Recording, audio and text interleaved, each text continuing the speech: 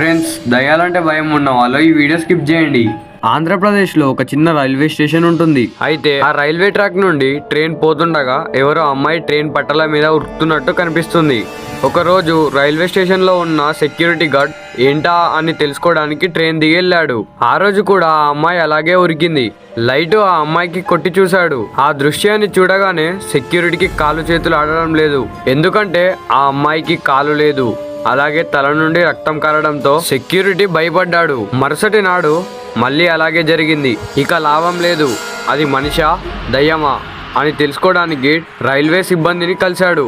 అప్పుడు అతను ఏం చెప్పాడంటే ఆమె 10 ఏళ్ల క్రితం రైలు కింద పడి చనిపోయింది. ఆ రోజు నుండి ఈ రోజు వరకు ఆ అమ్మాయి రైలు పట్టాల మీద పరిగెత్తుతూ ఉంటుంది.